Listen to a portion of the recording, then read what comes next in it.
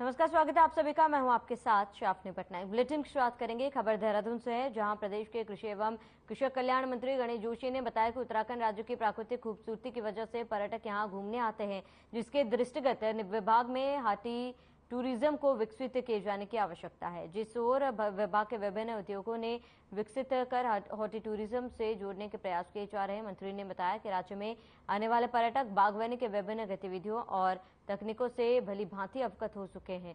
इस क्रम में जनपद देहरादून में पुष्प प्रखंड व वानस्पतिक उद्यान स्थापित करने के लिए समिति मुख्य सचिव की अध्यक्षता में आयोजित राज्य स्तरीय स्वीकृति समिति की बैठक में रुपए 2,83,00,000 की परियोजना को स्वीकृति प्राप्त की गई है। इस परियोजना को देहरादून में सैन्यधाम के निकट राजकीय भूमि पर स्थापित किया जाएगा।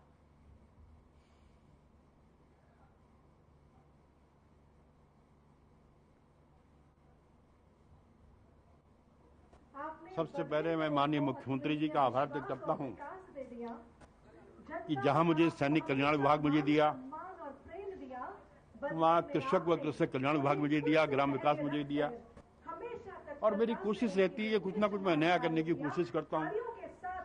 अभी हमने एक श्री अन्न महोत्सव 4 दिन का यहाँ पर किया था, लोगों को श्री अन्न के प्रति जागरूक किया। और वहीं अभी हम एक बॉटनिकल गार्डन सैन्य धाम के बिल्कुल बगल में हम लगे हुए क्षेत्र में बनाने जा रहे हैं, क्योंकि मसूरी एक टूरिस्ट प्लेस है और लाखों टूरिस्ट वहां पर आता है। 2,83,00,000 रुपए की लागत से उसको हम बनाने जा रहे हैं। और जहां सैन्य धाम बन रहा है 92 करोड़ की लागत से, लोग सैन्य धाम को देखेंगे, बॉटनिकल गार्डन को देखेंगे, और यहाँ के लोगों की पूरी इकोनॉमी होटल व्यवसाय पर है। वह हरिद्वार स्थित हरि सेवा आश्रम में स्वतंत्रता समागम का आयोजन किया गया, जिसमें भाग लेने के लिए प्रदेश के पूर्व मुख्यमंत्री हरीश रावत पहुंचे, जहां उन्होंने लैंड जिहाद को लेकर प्रदेश की बीजेपी सरकार पर निशाना साधा। हरीश रावत ने कहा है कि बीजेपी सरकार को लैंड जिहाद मुबारक हो, लेकिन हरीश रावत के पास तो बहुत सारे जिहाद है जो जनता के कल्याण के लिए जरूरी है। वहीं उत्तराखंड में सड़कों के गड्ढे, जंगलों की आग, बेरोजगारों को नौकरी और नलों में पानी जैसे बहुत सारे जिहाद चल रहे हैं, जिन पर सरकार का ध्यान नहीं है। इसके साथ ही हरीश रावत ने पूर्व में साधु संतों द्वारा हरिद्वार से किसी संत को लोकसभा चुनाव का टिकट देने की मांग पर स्वागत किया गया। साथ ही कहा कि अगर साधु संत भाव के साथ कांग्रेस के पास आएंगे और एक स्वर में टिकट मांगेंगे तो वे मना नहीं करेंगे।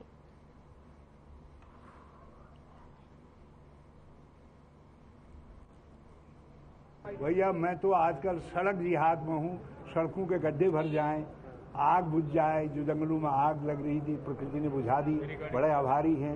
हम कह रहे हैं कि नलों में पानी आ जाए, बिजली 24 घंटा मिल जाए, लड़कों को नौकरी मिल जाए, महंगाई घट जाए। हमारे लिए बहुत सारे जिहाद हैं जो जनता के आम आदमी के कल्याण के लिए जरूरी हैं, हम उन पर लगे हुए हैं। बाकी उनको उनके जिहाद मुबारक हो, हम तो जनता के सवालों पर जिहाद करते हैं। मैंने कहा ना, उनको उनके जिहाद मुबारक हो, और हम तो गरीब के लिए लड़ेंगे, उसकी बात करेंगे, बेरोजगार के लिए लड़ेंगे। साधु संत यदि एक भाव से कहेंगे हमारी पार्टी के पास आएंगे, तो सारे साधु संत कहेंगे, भाई नए पार्टी से कहेंगे कि भाई हम ये कह रहे हैं इनको दे दो, तो हम अपनी पार्टी की बात कर सकते हैं, हम औरों की बात कैसे कहेंगे।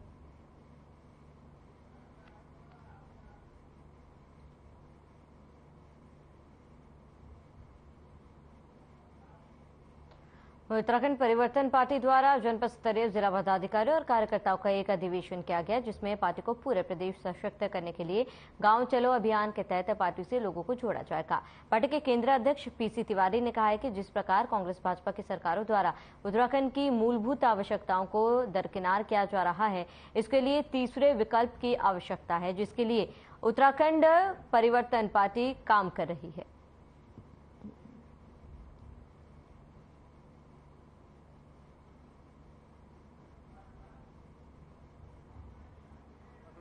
पार्टी के जिले में जो कार्यकर्ता हैं उनकी ये बैठक है, और हम एक सशक्त, मजबूत और विश्वसनीय क्षेत्रीय पार्टी हैं उत्तराखंड की, और हम अपने सांगठनिक ढांचे को व्यवस्थित और मजबूत करना चाहते हैं, क्योंकि उत्तराखंड की जनता इस बात को आज महसूस करती है कि जो राष्ट्रीय पार्टियां हैं जो दिल्ली से राज करती हैं, उनका हमारे हितों से कोई मतलब नहीं है।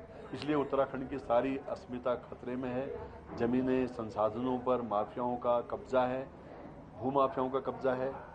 हमारी सरकारों ने कृषि भूमि के असीमित खरीद का उदाहरण क्या जो है कानून पास किया है। भाजपा की सरकार ने, कांग्रेस की सरकार ने भी अपने समय में ये किया है। उत्तराखंड परिवर्तन पार्टी के जिले में लक्सर में इन दिनों अवैध खनन के वाहनों से हुई आधा दर्जन से अधिक दुर्घटनाओं के मामलों में किसान यूनियन के बाद अब बीजेपी नेता प्रमोद खरी ने भी लक्सर एसडीएम को ज्ञापन देकर क्षेत्र में भारी वाहनों के आवागमन का समय निर्धारित किए जाने की मांग की ताकि क्षेत्र में वाहन दुर्घटना पर अंकुश लग सके।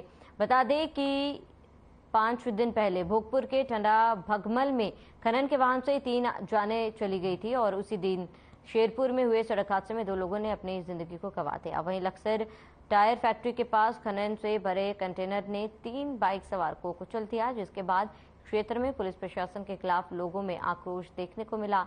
वहीं इन सभी घटनाओं के बाद प्रशासन अलर्ट हो गया है। मामले पर लक्सर उपजिलाधिकारी गोपाल राम बिनवाल ने बताया है कि बड़े वाहनों के आवागमन पर टाइम टेबल तैयार किया गया है, जिसको आरटीओ और पुलिस के साथ सख्ती से लागू किया जाएगा।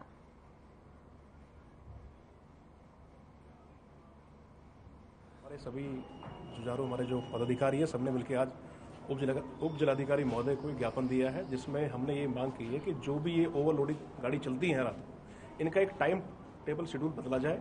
इनको रात को 12 से 5 बजे के बीच का इनको जो शेड्यूल दिया जाए, क्योंकि आपने देखा होगा भी परसों इतनी बड़ी दुर्घटना हुई है लक्सर में, जिसमें 3 जवान बच्चों की डेथ हुई है। तो हमने एसडीएम साहब को ये ज्ञापन दिया है कि आप इस पर तत्काल रूप से इस पर कार्रवाई करें और इसकी टाइमिंग चेंज बहुत जरूरी है। एक ज्ञापन इस आशय का प्रेषित किया गया है कि जो खनन से संबंधित वाहन है उनका एक टाइम टेबल निर्धारित किया जाए और जब विद्यालयों में बच्चों की छुट्टी होती है या कुछ इस टाइप का पीरियड जब भीड़ भाड़ वाला जो एरिया है उसमें एक नियत समय में ही वाहन निकले। तो इस संबंध में एक शेड्यूल हमने तैयार कर लिया है, उसको पुलिस और आरटीओ को उपलब्ध कराया जाएगा और इसका 100% जो भी है उसका अनुपालन कराया जाएगा। और इसमें आगे भी लगातार इस पर ध्यान दिया जाएगा कि ऐसे समय पर जब बच्चों की छुट्टी हो रही हो या फिर बिरला में कर्मचारियों की छुट्टी हो रही हो, ऐसे अवसर पर या भीड़ भाड़ वाली जगह उस पर वाहनों को पूर्ण रूप से प्रतिबंध किया जाएगा।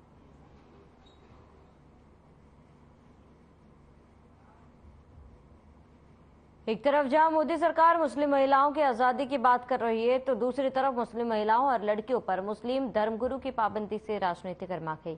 मामला उत्तराखंड के जसपुर में सामने आया है, जहां कवानीन बराए मुस्लिम समाज जसपुर में मुस्लिम धर्मगुरु द्वारा एक फरमान जारी किया गया, जिसमें 28 पाबंदी की गई थी। इस पाबंदियों को ना मानने पर कोई मुस्लिम समाज का सदस्य उपरोक्त नियमों का पालन नहीं करता है तो जसपुर के सभी आलिम उसका बॉयकट भी करते हैं और ना उसके यहाँ निकाह पढ़ाएंगे और ना ही नमाज जनाजा और ना ही कुरान खानी होगी।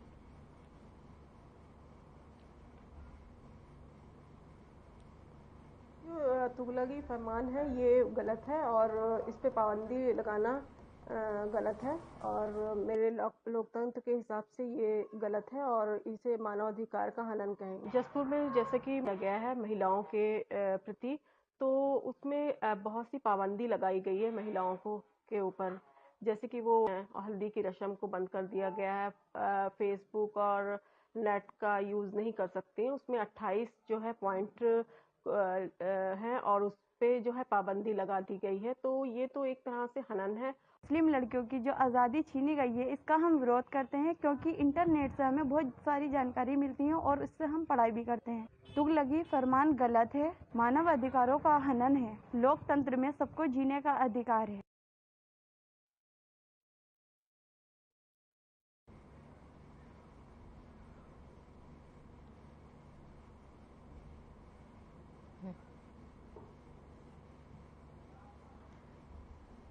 मुख्यमंत्री पुष्कर सिंह धामी ने नई दिल्ली स्थित उत्तराखंड सदन में प्रधानमंत्री नरेंद्र मोदी के मन की बात का 101वां संस्करण सुना। मुख्यमंत्री ने कहा है कि आज मन की बात कार्यक्रम में प्रधानमंत्री ने जल संरक्षण और संवर्धन की बात की। हमें जल संरक्षण की दिशा में निरंतर कार्य करने हैं। अमृत सरोवरों के निर्माण के साथ ही जल स्रोतों के संरक्षण की दिशा में विशेष ध्यान देना होगा। वर्षा जल संचयन की दिशा में भी विशेष प्रयास करने होंगे। मुख्यमंत्री ने कहा, प्रधानमंत्री के मन की बात कार्यक्रम की लोकप्रियता का अंदाजा इसी से लगाया जा सकता है कि आज इस कार्यक्रम से प्रेरणा लेकर देश भर में लोगों द्वारा सामाजिक सरोकारों से संबंधित अनेक कार्य किए जा रहे हैं। इस कार्यक्रम के माध्यम से प्रधानमंत्री के सामाजिक क्षेत्र में सराहनीय कार्य करने वाले लोगों का जिक्र किया जाता है और उनसे बात कर प्रोत्साहित भी किया जाता है। इसीलिए अन्य लोगों को समाज सेवा के लिए विशिष्ट कार्य करने के लिए प्रेरणा मिलती है।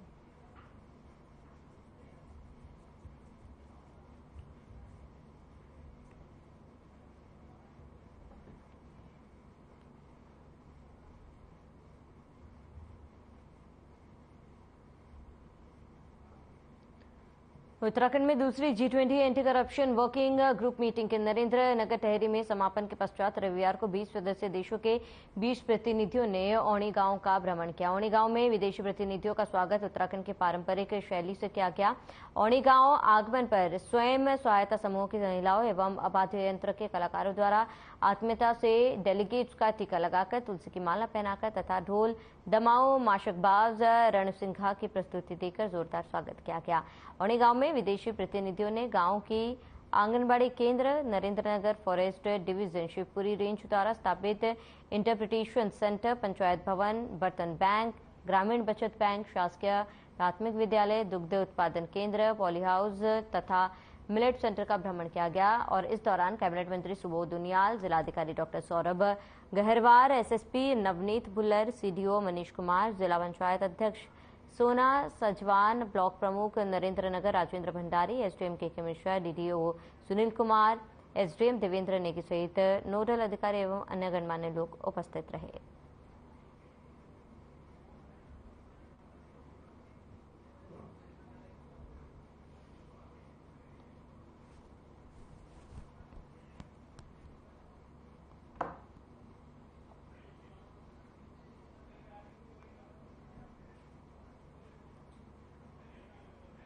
विदेश में प्रधानमंत्री नरेंद्र मोदी के 101वें मन की बात कार्यक्रम को प्रदेश भर में बीजेपी के कार्यकर्ताओं ने बूथ स्तर तक सुना। बीजेपी प्रदेश अध्यक्ष महेंद्र भट्ट ने राजधानी देहरादून के राजपुर विधानसभा क्षेत्र में स्थित प्रेमसुख वृद्ध आश्रम की वृद्ध माताओं के साथ इस मन की बात कार्यक्रम को सुना है। प्रदेश अध्यक्ष ने मन की बात कार्यक्रम को सुनने के बाद मीडिया से बात करते हुए कहा है कि प्रधानमंत्री नरेंद्र मोदी अपने मन की बात कार्यक्रम के जरिए देश के हर वर्ग के लोगों के बारे में चर्चा करते हैं। यही वजह है कि प्रधानमंत्री के मन की बात कार्यक्रम को सभी वर्ग के लोग मन से सुनते हैं। और वहीं उत्तराखंड में भी बीजेपी कार्यकर्ता बूथ स्तर तक बड़ी संख्या में इस कार्यक्रम को सुनने का कार्य करते हैं, जिसके परिणाम स्वरूप देश भर में उत्तराखंड राज्य मन की बात कार्यक्रम को सुनने वाला पहला राज्य बना है। साथ ही प्रदेश अध्यक्ष ने कहा है कि अगले माह महा जनसंपर्क अभियान चलाया जाएगा। उस दौरान 25 जून को मन की बात का कार्यक्रम भी होगा, जिसे भव्य स्वरूप दिया जाएगा। उसी दिन आपातकालीन दिवस भी मनाया जाएगा।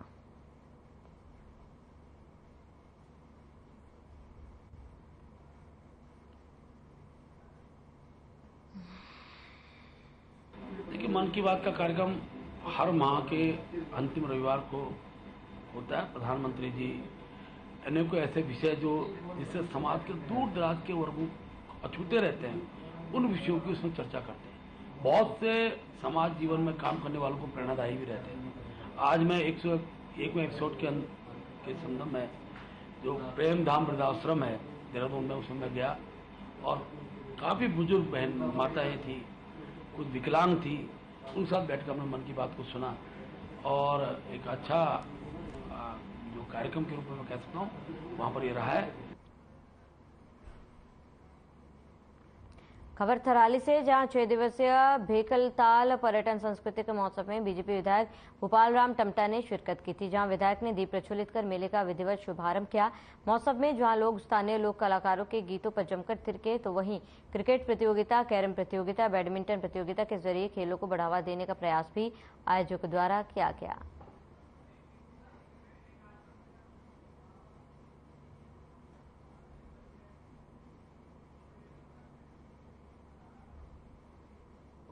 निश्चित रूप से जो हमारी डुंगरी से और रतगांव की जो सड़क है यहाँ, उसमें मैंने अभी माननीय मुख्यमंत्री जी से हम एक घुम्मट से लेकर के और रतगांव को जोड़ने का प्रयास के लिए माननीय मुख्यमंत्री जी की घोषणा में डाला हुआ है। एक जो हमारा गेरुड़ से बुरसोल होते हुए इस पर पीएम जसवाई द्वारा इस पर सर्वे का कार्य करते हुए इसको शासन तक पहुंचाया गया है। निश्चित रूप से इस समय इस सड़क को समय पर सुधारना बहुत जरूरी है, क्योंकि बहुत बड़ी आबादी यहाँ की है। मेरा प्रयास है कि इस क्षेत्र की जो आवागमन की हमारी हमेशा बरसात के बाद जो असुविधा हो जाती है उसको हम पूरा कर सकें। 21वां भंकलताल ब्रह्मता पर्यटन मेला विगत 30 सालों से यह सोल क्षेत्र विकासखंड थराली का बहुत बड़ा क्षेत्र मेला है, जिसके आगामी हमने इसके प्रयास के लिए यह राजकीय घोषित हो। माननीय विधायक जी, माननीय पर्यटन मंत्री माननीय महाराज जी और माननीय मुख्यमंत्री उत्तराखंड सरकार धन सिंह रावत जी वो धामी जी से भी आग्रह करेंगे कि इसको राजकीय मेला घोषित किया जाए।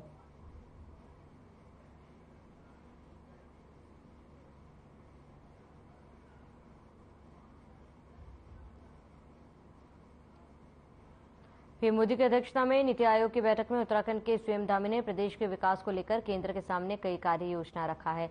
इस बैठक के बाद अब उत्तराखंड में राजनीति शुरू हो गई है, जहां एक ओर बीजेपी ने केंद्र और प्रदेश सरकार के बीच समन्वय की बात कही है, तो वहीं उन्होंने कहा कि मुख्यमंत्री ने जिन जिन योजनाओं के लिए केंद्र सरकार के समक्ष अपनी बात रखी थी उन पर केंद्र की ओर से सहमति मिली है।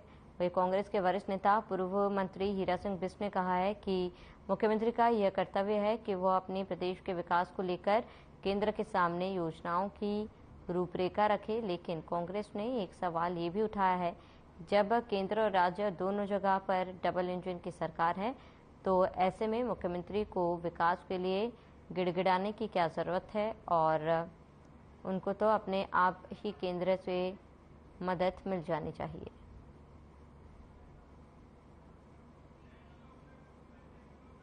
माननीय मुख्यमंत्री जी ने उस बैठक में रखे हैं और मैं तो हर बार कहता हूं कि मोदी जी ने जो भी मांग हमारी सरकारों ने जब भी केंद्र सरकार की है वो धरातल पर उतरी है। मुझे पूरा विश्वास है जिन विषयों को लेकर नीति आयोग की बैठक में मुख्यमंत्री जी विषय रखे हैं वो सब धरातल पर उतरेंगे। अगर उन्होंने कहा है ग्रीन बोनस की बात और फंडिंग में कटौती बात, तो अच्छी बात है, कहने की उनकी जिम्मेदारी है, हर प्रत्येक मुख्यमंत्री की जिम्मेदारी, सरकार उनकी है, डबल इंजन की है, तो उसमें फिर ये इस तरह गिड़गिड़ाने की और ये बातें तो होनी चाहिए। उनको कहिए ये करिए, ये इस तरह से सरकार केंद्र करना चाहिए। तो केंद्र तो उतना उपयोग करता है ना मुख्यमंत्री को, अपने मुख्यमंत्रियों का, कि जितना उनको चाहिए, जिस तरह से हम टूल की तरह उनको रखा हुआ कि आप ये करिए उतना ही करेगा। अपने आप एक काम जो उत्तराखंड में हो रहा हो विकास का काम, ये बड़ा दुखद अध्याय है, बहुत दुर्भाग्यपूर्ण स्थिति है जो प्रदेश की हो रही है। तो ये तो मैं कह नहीं सकता, अगर धामी जी यंग है, करना चाहिए, कर सकते हैं।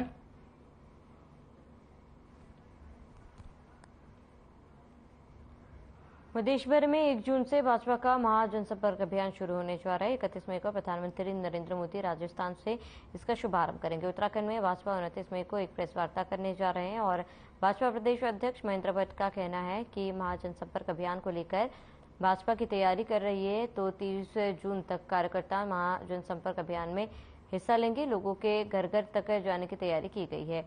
वहीं महाजनसंपर्क अभियान के दौरान कई तरह के कार्यक्रमों का आयोजन किया जाएगा।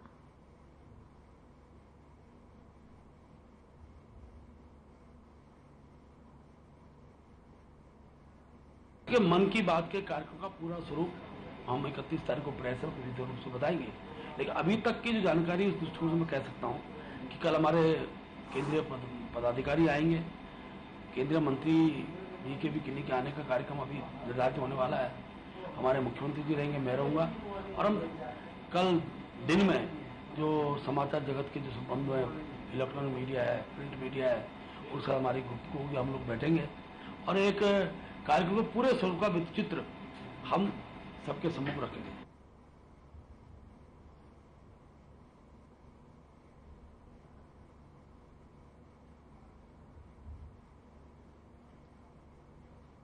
दिल्ली में अपनी मांगों को लेकर धरने पर बैठे पहलवानों ने आज नए संसद भवन की ओर कूच किया है, जिस दौरान उन्हें दिल्ली पुलिस द्वारा रोकने पर जमकर हंगामा हुआ और पुलिस ने कई पहलवानों को गिरफ्तार किया।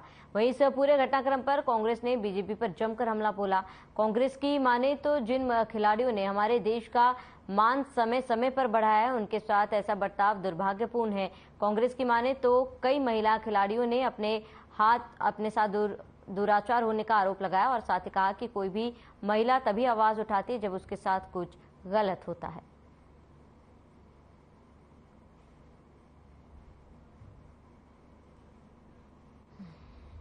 किस तरीके से देखते हैं? बस अब यही दिन देखना बाकी रह गया था इस देश के लिए कि जो बेटियों ने हमें गौरवान्वित किया है, जिनकी वजह से मोदी जी का तो पता नहीं, हम सब देशवासियों का सीना 56 इंच का हो जाता है, स्वर्ण पदक जीत कर लाती हैं, हम सबके ट्विटर की, इंस्टाग्राम की और फेसबुक की शोभा बढ़ाती हैं, हम सब उनको आशीर्वाद देते हैं, शुभकामनाएं और बधाई संदेश देते हैं। आज जब उनके ऊपर मुसीबत और संकट आया है, वो कह रही हैं चीख चीख कर कि हमारे साथ मॉलेस्टेशन हुआ है। कोई भी लड़की पहले तो इस देश के अंदर सामने आती नहीं है कि उसके साथ दुराचार हुआ है या उसके साथ कोई सेक्सुअल अब्यूज हुआ है।